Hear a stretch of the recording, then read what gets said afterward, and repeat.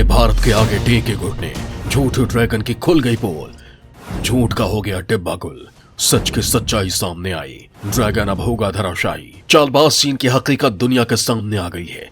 दुनिया ने देख लिया है कि ड्रैगन कितना झूठा है, किस तरह खुलेआम झूठ बोलता है, दुनिया को बरगलाता है और फिर बेनकाब हो जाता है। भारत के साथ भी उसने कुछ ऐसा ही किया था, लेकिन 2 दिन भी नहीं बीते और सच्चाई सामने आ गई। जिस जुबान से चीन ने सफेद झूठ बोला था, उसी जुबान से उसे सच भी बताना पड़ा, या यूं कहें कि सच बताना उसकी मजबूरी भी थी, क्योंकि ये पीएम मोदी का भारत है जिसे झूठ और फरेब से सख्त नफरत है, और ऐसा करने वालों को वो बख्शता नहीं है। उन्हें ऐसे जगह मारता है जहां पानी भी नहीं मिलता। चीन को भी शायद ये बात समझ में आ गई थी, तभी तो अरुणाचल में गायब हुए किशोर के मुद्दे को लेकर उसने जो झूठ बोला था उसे सुधार लिया, अपना झूठ कबूल कर लिया और अगवा किशोर को वापस करने की बात कह रहा है। चीन की इस हरकत को जानकार भी एक अवांछनीय घटनाक्रम मान रहे हैं। विशेषज्ञों का कहना है कि वास्तविक नियंत्रण रेखा एलएसी का सीमांकन स्पष्ट नहीं है और इसी वजह से इस प्रकार की घटनाएं होती हैं। आखिर क्या था चीन का ये झूठ और कैसे इस पूरे मुद्दे से पर्दा उठा, मैं बताऊंगा आपको, लेकिन उससे पहले बता दूं कि चीन सीमा पर अभी भी अपनी हरकतों से बाज नहीं आ रहा है। एलएसी पर जहां वो अपनी मनमानी चलाने की कोशिश कर रहा है, वहीं दूसरी तरफ अरुणाचल के मुद्दे पर भी दुनिया को बरगला रहा है। भारतीय सीमा में घुसकर उसे अपना बताना इसी ओर इशारा कर रहा है। लेकिन सावधान ड्रैगन, अगर तूने कुछ ऐसा किया तो तेरी खैर नहीं। हम तुझे तेरी नानी याद दिला देंगे, तेरा वजूद मिटा देंगे। हम बब्बर शेर हैं जिसकी दहाड़ से तेरी पैंट गीली हो जाती है, तो भूल कर भी ऐसी गलती करने की कोशिश मत करना जिससे तेरा नाम लेने वाला भी कोई न रहे। भारत की सीमा में घुसकर उसे अपना बताकर तूने जो गुस्ताखी की है उसका तुझे करारा जवाब मिलेगा। दोस्तों, जानकारों का कहना है कि पीएलए को भविष्य में इस प्रकार के उल्लंघन से रोकने के लिए भारत को अपनी सैन्य क्षमता को बेहतर करने के साथ ही और बढ़ानी होगी। चीन को दिखाना और बताना होगा कि तूने अब ऐसा किया तो तेरी खैर नहीं होगी। तो अगर हमारे घर में घुसकर कायराना हरकत करेगा तो हम तेरे चूल्हे हिला देंगे। दोस्तों, यहां यह भी बता दो कि सीमा विवाद को लेकर पूर्वी लद्दाख की गलवान घाटी में 2020 के अप्रैल में शुरू गतिरोध के बाद चीन ने अरुणाचल प्रदेश के हिस्सों के नए नाम रख एक और विवाद खड़ा करने की कोशिश की। अरुणाचल को लेकर चीन की नापाक साजिश। अरुणाचल में 15 इलाकों को बता रहा अपना। दोस्तों, अरुणाचल को लेकर चीन की नापाक साजिश एक बार फिर सामने आ गई है। उसने बता दिया है कि विस्तारवाद को लेकर उसकी भूख खत्म नहीं हुई है। बातचीत तो केवल दिखावा है, असल में उसकी मंशा कुछ और ही रही है। अपनी इसी मंशा को जाहिर करते हुए 30 दिसंबर 2021 को उसने अरुणाचल प्रदेश के कई जगहों के नाम बदल दिए थे और चीनी शब्दों में इन जगहों का नाम रख दिया था।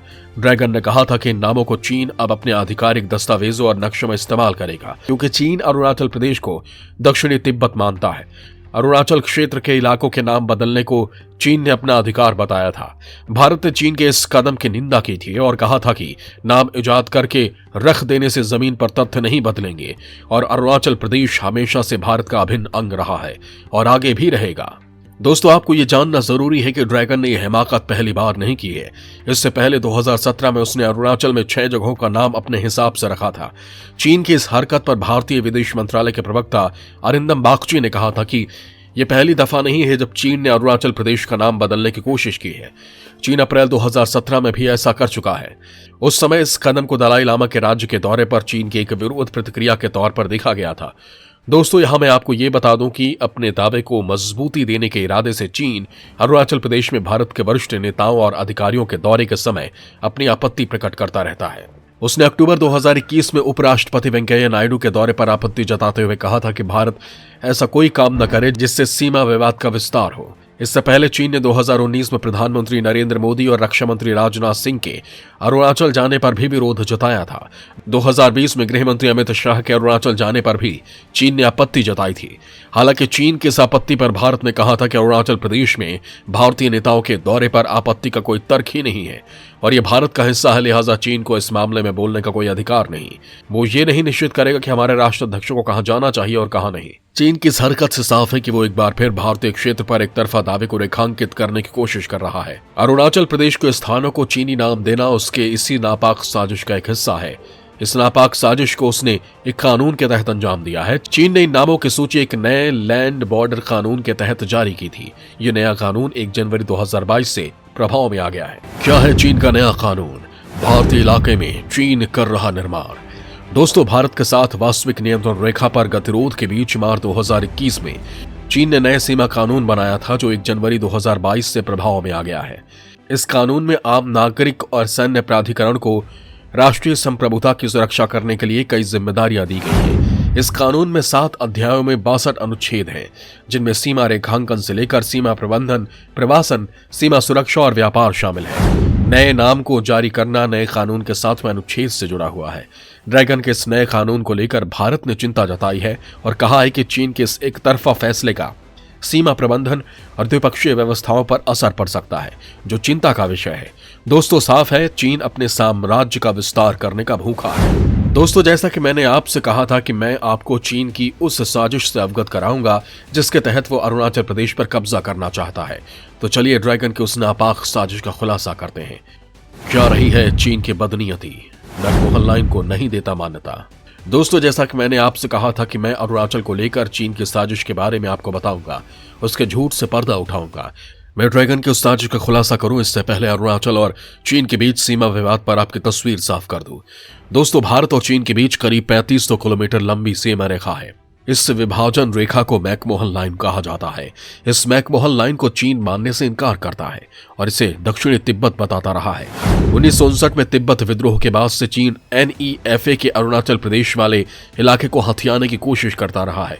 अरुणाचल प्रदेश को लेकर दोनों देशों के बीच विवाद की वजह यही है। विशेषज्ञों का कहना है कि 1950 के दशक में चीन ने तिब्बत के बहाने 31,000 किलोमीटर से ज्यादा हिस्से पर कब्जा कर लिया था और बाद में उस इलाके को शिनजियांग से कनेक्ट करते हुए अपनी हाईवे भी बना ली थी। दूसरी ओर लद्दाख के अक्साई चीन वाले हिस्से पर भी भारत और चीन के बीच विवाद है। दोस्तों, अरुणाचल को लेकर पूरा तथ्य क्या है, यहां आपको यह भी जानना जरूरी है। अरुणाचल को लेकर क्या है तथ्य, चीन के दावे में कितना है दम। दोस्तों, पूरी दुनिया जानती है कि अरुणाचल प्रदेश भारत का हिस्सा है। इतिहास भी इसकी गवाही देता है। विश्व मानचित्र पर भी ये रेखांकित है। दरअसल दुनिया के मानचित्र पर जो अरुणाचल प्रदेश दिखता है, उसके और तिब्बत के बीच कोई स्थायी विभाजन रेखा नहीं हुआ करती थी। ब्रिटिश सरकार ने वर्ष 1914 में तिब्बत और भारत के बीच इलाके का विभाजन किया। तब तिब्बत ने खुद को आजाद देश मान लिया। हालांकि तवांग और आसपास के इलाके अरुणाचल प्रदेश के अंतर्गत ही रहे हैं। बाद में चीन ने जब तिब्बत पर कब्जा जमाया तो उसी समय से वो तवांग को हथियाने की कोशिश में लगा रहा। 1962 में हुए युद्ध में चीन जीतने के बाद भी इन इलाकों से पीछे हट गया था, लेकिन समय समय पर उसकी बदनीयती दिखती रहती है। हालांकि पूरी दुनिया जानती है कि अरुणाचल प्रदेश आधिकारिक रूप से, दोस्तों, चीन की हेकड़ी का भारत भी करारा जवाब दे रहा है। कैसे बताऊंगा। सीमा पर भारत बढ़ा रहा है सैन्य ताकत, समुद्र में भी चीन को दे रहा जवाब। दोस्तों, चीन को जवाब देने के लिए भारत ने अपनी सैन्य ताकत में बढ़ोतरी करनी शुरू कर दी है। इसके लिए वो आधुनिक हथियार बनाने के साथ दूसरे देशों से भी हथियार खरीद रहा है। चीन को सबक सिखाने के लिए सीमा पर इनकी तैनाती भी की जा रही है। हाल ही में रूस से खरीदा गया S-400 और ब्रह्मोस मिसाइल की एक और श्रेणी का परीक्षण इसी ओर इशारा करता है कि चीन की अब खैर नहीं है और अगर अरुणाचल की सीमा में उसने दोबारा घुसने की कोशिश की तो उसकी बाजें फाड़ दी जाएंगी। दोस्तों, भारत रूस से S-400 वायु रक्षा मिसाइल प्रणाली की कुल 5 इकाई प्राप्त करेगा, जिसे अलग अलग जगहों पर तैनात किया जाए। इसकी पहली इकाई को पंजाब में इसी साल तक काम करने लगेगी। वहीं दूसरी तरफ भारत ने घातक सुपरसोनिक मिसाइल का सफल परीक्षण किया है। इस मिसाइल का नाम सुनते ही दुश्मन के होश उड़ जाते हैं और उसे अपना विनाश दिखाई देने लगता है। बता दें कि ब्रह्मोस सुपरसोनिक क्रूज मिसाइल को DRDO ने विकसित किया है। इस मिसाइल की रेंज हाल ही में 298 किलोमीटर से बढ़ाकर 450 किलोमीटर की गई थी। कम दूरी की रैमजेट सुपरसोनिक क्रूज मिसाइल विश्व में अपनी श्रेणी में सबसे तेज गति वाली है। इसे पनडुब्बी, पानी के जहाज, विमान से या जमीन से भी छोड़ा जा सकता है। ये रूस की P-800 ओंकिस क्रूज मिसाइल की प्रौद्योगिकी पर आधारित है। इस मिसाइल को भारतीय सेना, वायुसेना और नौसेना को सौंपा जा चुका है। तो देखा अपने ड्रैगन को उसकी हद बताने के लिए भारत कैसे चक्रव्यूह की रचना कर रहा है। अब मैं ये भी बता दूं कि चीन की वो साजिश और झूठ क्या था जो उसने भारत से बोला था। सामने आया ड्रैगन का झूठ, खुद ही कबूला अपना जुर्म। दोस्तों, चीन ने अरुणाचल की सीमा में घुसकर जिस लड़के को अगवा कर लिया और भारत के कहने के बावजूद ये मानने को तैयार नहीं था कि उसने किसी लड़के का अपहरण कर लिया है, अपने इस झूठ से उसने खुद ही पर्दा उठा दिया है और भारत के आगे अपने घुटने टेक दिए हैं। चालबाज चीन ने कहा है कि मीराम तौरों का पता चल गया है और वो जल्द ही भारत को उसे सौंप देगा। इसकी प्रक्रिया शुरू की जा चुकी है। बता दें कि चीनी सैनिकों ने सियांग जिले से 17 साल के एक किशोर का अपहरण कर लिया था, जिसकी पहचान मीराम तरोन के रूप में हुई है। तरुण के मित्र जॉनी यांग ने स्थानीय अधिकारियों को चीन की इस नापाक हरकत के बारे में जानकारी दी थी, जिसके बाद भारतीय सेना की ओर से हॉटलाइन पर पीपल्स लिबरेशन आर्मी से किशोर की तलाश करने और उसे प्रोटोकॉल के मुताबिक भारत वापस भेजने की मांग की गई थी। लेकिन चीन की ढिठाई देखे उसने ऐसी किसी घटना की जानकारी होने से इनकार कर दिया। लेकिन भारत की सख्ती के आगे अब उसने अपने घुटने टेक दिए हैं। ड्रैगन, तू क्या सोच रहा था कि ये 1962 वाला भारत है जिसे तू घुड़की देगा और वो कुछ नहीं कर पाएगा? तो ये तेरी भूल थी। ये मोदी का भारत है जो दुश्मन को उसकी मांद में घुसकर मारता है, उनके चीथड़े उड़ा देता है। तो फिर तू किस खेत की मूली है? कहने को तो विश्व शक्ति है, लेकिन तेरी ये शक्ति पाकिस्तान और अफगानिस्तान जैसे देशों के लिए होगी। भारत के आगे तो अभी भी चूहा है जिसे हम जब चाहें पिंजड़े में बंद कर दें। हमारा ये वीडियो आपको कैसा लगा हमें कमेंट बॉक्स में जरूर बताएं। जय हिंद, जय भारत।